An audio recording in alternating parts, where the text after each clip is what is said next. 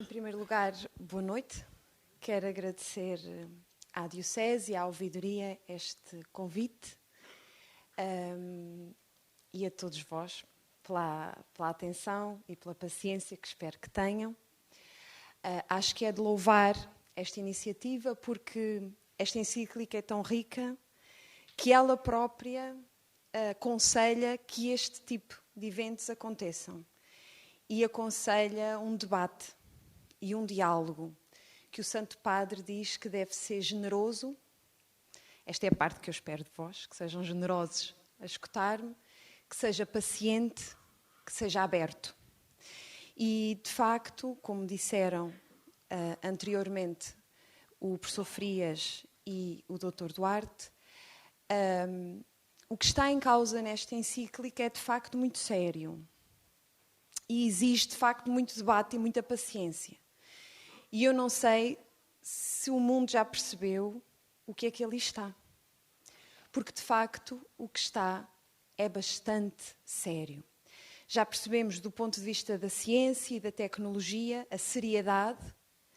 Do ponto de vista ético, eu acho que isso é também corroborado. Eu quero fazer uma declaração de princípio. Como já perceberam, eu gosto muito desta encíclica. E gosto muito desta encíclica porque a minha área é a filosofia e, do ponto de vista filosófico, há muito material que ali está. Algum dele não é novo, mas eu estou em crer que algum é. E defendo que, do ponto de vista da ética ambiental, houve avanço de conhecimento com esta encíclica. Vou partilhar convosco o que eu fiz nestas semanas que precederam este dia, foi reler o documento, à procura de algumas ideias que em 15 minutos, eu espero, se eu for além disso, peço que me diga, que em 15 minutos pudessem ser de alguma ajuda para nos fazer pensar, para nos fazer refletir. A filosofia tem este dom, inquieta. E se ela não inquietar, não é boa filosofia. E como eu acho que este é um bom documento, eu penso que ele nos inquieta e muito.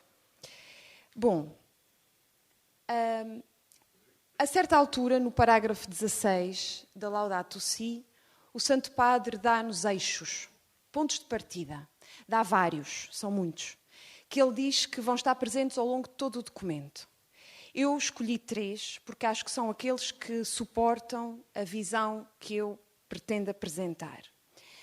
Em primeiro lugar, esta ideia que já foi falada também aqui pelo professor Frias e pelo Dr. Duarte, que tudo está, e estas são palavras do texto, tudo está estreitamente interligado no mundo. Tudo está estreitamente interligado no mundo. E o Santo Padre diz isto a 2 níveis. Ao nível dos seres, isto é, todas as coisas estão ligadas com todas as coisas. Desde as mais pequeninas às maiores. E nós hoje sabemos que o que quer que se faça num ponto do planeta pode, de facto, ter influência noutro ponto, tão longe quanto se queira. Portanto, ao nível dos seres, mas também ao nível do conhecimento, tudo está ligado. E é uma das mais-valias deste documento, na linha do que teve a dizer o professor Frias, é que os vários conhecimentos que o homem tem produzido sobre o mundo estão interligados. E têm que estar, diz o Santo Padre. Porque se não tiverem, nós corremos o risco, aliás, temos corrido, de entender as coisas de uma maneira parcelar, quando elas não podem ser vistas por parcelas. O mundo, e nós dentro do mundo, é um todo. E se tudo está interligado, nós não podemos transformar este todo em partes, em parcelas, sob pena de perdermos o sentido, aquilo que une todas as partes. Então, este é o primeiro ponto de partida que eu escolhi. O segundo, que do ponto de vista ético é fundamental, diz o Santo Padre, há um valor próprio para cada criatura. Isto é, todas as coisas têm um valor, a certa altura ele diz que é o valor real, têm um valor que é delas. Não podem ser meros recursos ao serviço de outras criaturas. Já estão a perceber de quem é que eu estou a falar, não é? O homem não pode instrumentalizar a seu belo prazer, porque todas as coisas têm um valor. Todas elas têm um papel na criação. Há uma parte da encíclica muito engraçada, muito bonita, em que o Santo Padre diz que para os cristãos e para os católicos a natureza não se diz natureza, diz-se criação. Porquê? Porque a palavra criação implica o quê? Um criador. E se houve um criador, houve um sentido, houve um valor. E nós não podemos esquecer isto quando olhamos para a natureza. O terceiro ponto de partida. Há um sentido humano para a ecologia. E isto também me parece muito importante. Porque ele diz-nos, nós não podemos fazer ecologia sem primeiro fazermos uma antropologia. Ou seja, eu não posso pensar sobre a natureza, sobre o ambiente, eu não posso conhecer com propriedade aquilo que os cientistas me dizem se eu antes não pensar sobre o que é o ser humano, que é quem faz esta ecologia. E então, a perspectiva de ser humano que está neste documento é extremamente rica. O que é ser humano para a Laudato Si? E ser humano ali no sentido de substantivo e de verbo. O que é o ser humano, cada um de nós, e o que é ser humano? O que é ter esta experiência de ser um ser humano? E é curioso que, se forem lendo o documento e anotando as várias dimensões que o Santo Padre atribui ao ser humano, é um sem fim, parece que não acabam. Eu listei umas quantas, ora vejam. Em primeiro lugar, o ser humano é um ser social. Primeiro, eu estou a dizer primeiro, mas não há nenhuma ordem hierárquica nesta apresentação. O segundo lugar, o ser humano é um ser que se educa e que precisa de uma pedagogia. Há muitas partes da encíclica em que o Santo Padre insiste nisto. É necessário uma educação. Neste caso, uma educação para o ambiente. É um ser de cultura. É um ser de ciência. É um ser da técnica. É um ser da economia. É um ser do direito.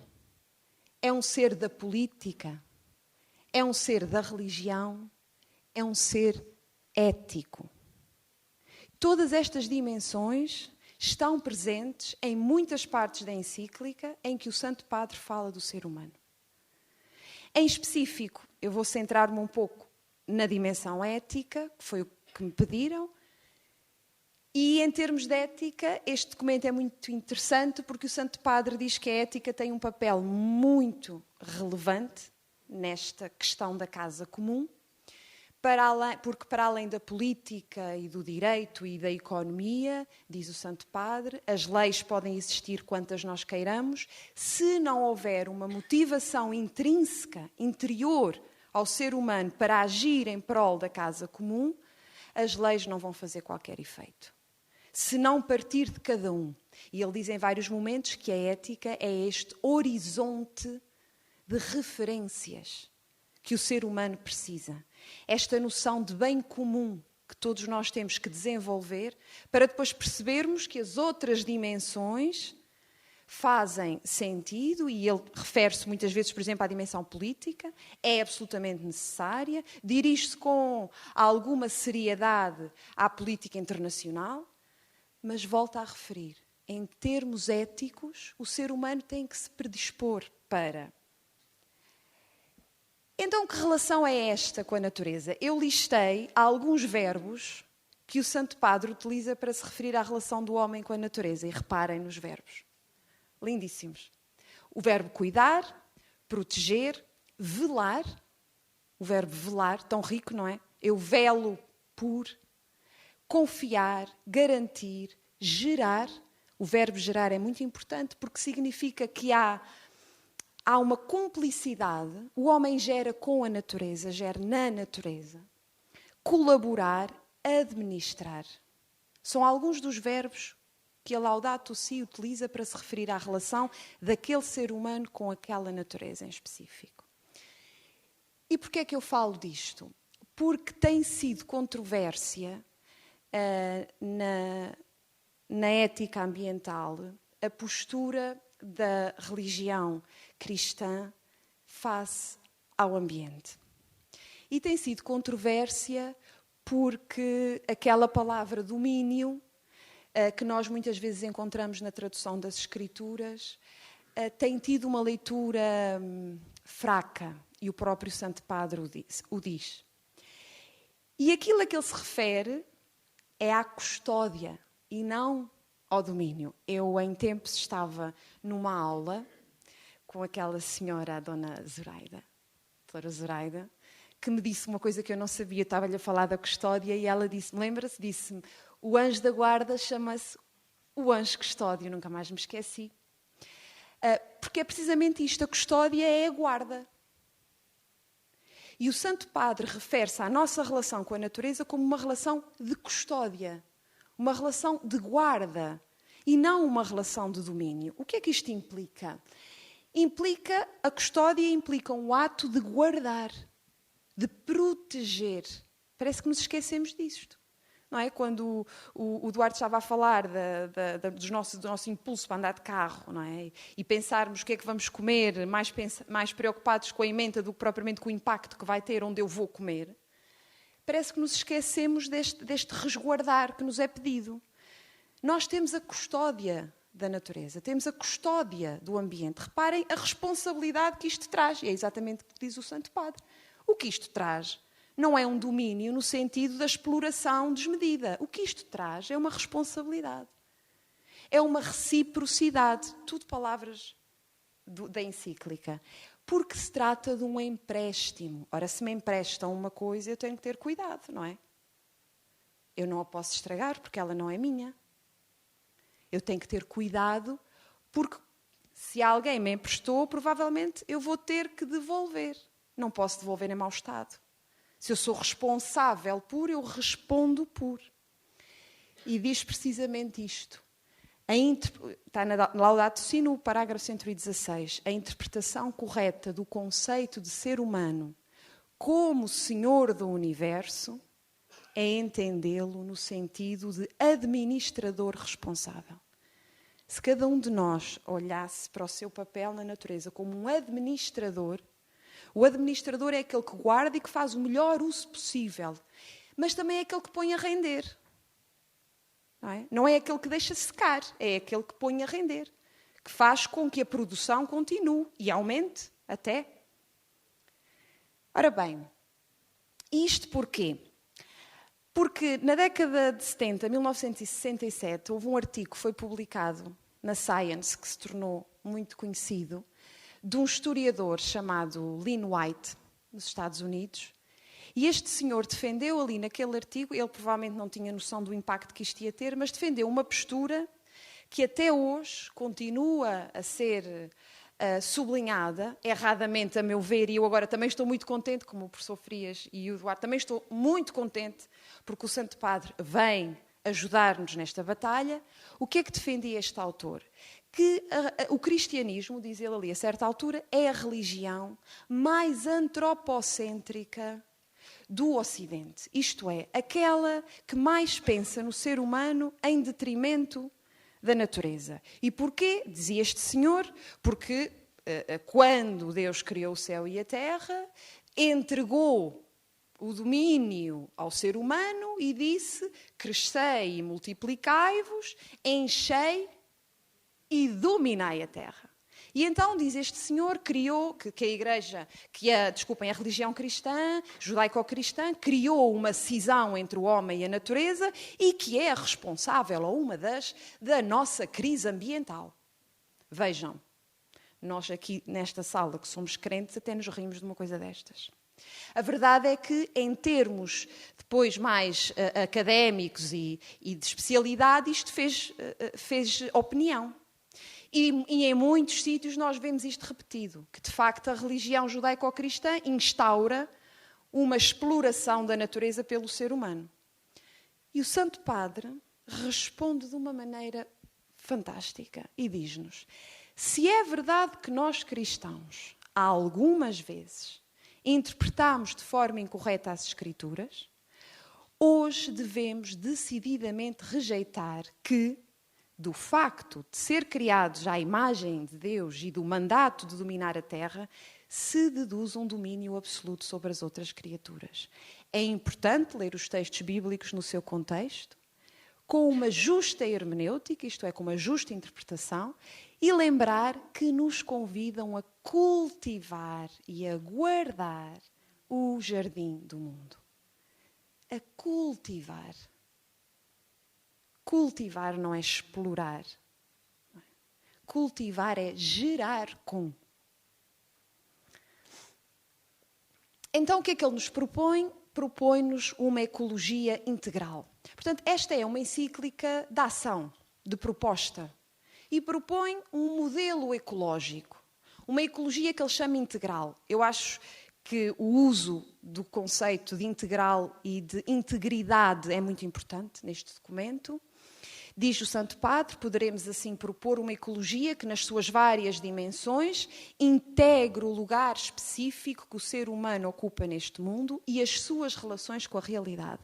Este lugar específico, já percebemos, não é um lugar de domínio, não é um lugar sobrevalorizado em relação aos outros, é um lugar de responsabilidade para com.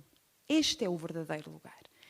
Ora bem, o conceito de integridade, como eu estava a dizer, que é fundamental, íntegro é aquilo que está inteiro, aquilo que não foi tocado, aquilo que está na sua inteireza, na sua completude, para que se possa desenvolver de forma plena. Este conceito de integridade perpassa toda a encíclica e, quanto a mim, do ponto de vista ético, é um dos pontos fortes deste documento. Diz-nos novamente o Santo Padre, não basta falar apenas da integridade dos ecossistemas. Isto é, nós não podemos estar só preocupados que os ecossistemas, fora de nós, estejam íntegros, que nada os perturbe. É muito bom que haja, por exemplo, a proteção das zonas que ficam como áreas protegidas, não é? E é bom que nós sabemos que são áreas que estão vulneráveis, não podemos fazer determinadas coisas lá, às vezes nem podemos visitar, ou se podemos visitar é por pouco tempo. Tudo isso é muito importante, essa integridade. Mas diz-nos o Santo Padre, o que é preciso é mais do que isso. É preciso ter coragem de falar da integridade da vida humana, da necessidade de incentivar e conjugar todos os valores. O desaparecimento da humildade no ser humano, excessivamente entusiasmado com a possibilidade de dominar, só pode prejudicar a sociedade e o meio ambiente. Portanto, o que ele está aqui a reforçar é, claro, que nós não podemos querer dominar no sentido de explorar, porque isso é tudo menos respeitar a integridade, quer do ecossistema, quer, sobretudo, da vida humana. Então, esta ecologia integral é uma ecologia, uma proposta ecológica que se vai basear no respeito pela natureza, mas também pela sociedade que vive nela, e é muito interessante que ao longo de toda a encíclica o que o Santo Padre faz uma analogia entre a vulnerabilidade da natureza e a vulnerabilidade dos pobres, como ele chama. E nestas semanas que nos precederam, que nós somos bombardeados com imagens da comunicação social, dos refugiados, vemos ali a vulnerabilidade humana. E o Santo Padre diz-nos sempre a vulnerabilidade da natureza, mas também a vulnerabilidade humana. Portanto, esta relação entre a natureza e a sociedade que vive nela. É uma ecologia, como eu disse no início, que se oriente pelos vários tipos de conhecimento que nós produzimos. Nós precisamos dos vários tipos de conhecimento que produzimos. É uma ecologia humana no sentido de a relação entre a vida humana e a ética vai criar um ambiente mais digno. Vai criar um ambiente mais digno. Por isso, para o Santo Padre, na Laudato Si, a integridade é entendida como uma abordagem integrada e integradora da vida humana. O ser humano na natureza, integrando-a na sua vida. Muito brevemente, ao longo dos últimos anos, tem havido várias perspectivas e vários autores que têm falado sobre a integridade na ética ambiental. Quanto a mim, a Laudato Si vira uma página quando fala da integridade. E porquê? Porque a integridade não passa só a ser uma preocupação com os ecossistemas, como eu dizia há pouco, mas passa a ser uma preocupação da relação do ser humano com o ecossistema. Só por curiosidade, vários autores, por exemplo, Aldo Leopold, norte-americana, Laura Westra também, a Carta da Terra é um documento, a Declaração de Barcelona é outro, todos eles preocupados com a integridade. Mas reparem o lugar em que está a integridade da comunidade biótica, a integridade dos ecossistemas, a integridade ecológica, ali a integridade da vida humana, e agora o Santo Padre faz a inversão. A ecologia que deve ser integral. O que é que isto quer dizer? Quer dizer que a integridade agora é o adjetivo que vai qualificar a ecologia. Ou seja, o que deve ser íntegro não é apenas o ser humano, não é apenas o caráter do ser humano ou os ecossistemas, isoladamente, mas a relação entre ambos. A conduta do ser humano na natureza é o que deve ser integral. Integral quer dizer inteiro. Como é que eu posso agir de uma maneira integral se eu não tiver em conta o impacto da minha ação na natureza e aquilo que ela é? Estou a cortar parte de mim, porque nós somos seres biológicos. Nós estamos sujeitos às mesmas leis da natureza de todos os outros seres. Portanto, a natureza também está em nós. Não há outra maneira de ver. O que deve ser integral é a minha relação na natureza, a minha relação com o ambiente. E para terminar, quase no final da encíclica, diz-nos o Santo Padre que esta leitura integrada e integradora da relação do ser humano na natureza é o único caminho para o que ele chama a conversão integral. A conversão do todo do ser humano. E aí é que nós descobrimos a verdadeira finalidade. Para que é que fomos criados? Porque é que aqui estamos? É muito curioso também percorrer toda a encíclica e ver os vários usos que ele faz da palavra integral. É o progresso integral, é o desenvolvimento integral, é a conversão integral. O último reduto, o último nível é o nível religioso. É a chegada a Deus. É o reconhecimento do nosso lugar neste todo, que na verdade a casa comum é mais do que esta casa terrena. Porque o projeto que Deus tem para nós sabemos que é muito mais do que isto em que nós aqui estamos. Muito obrigada.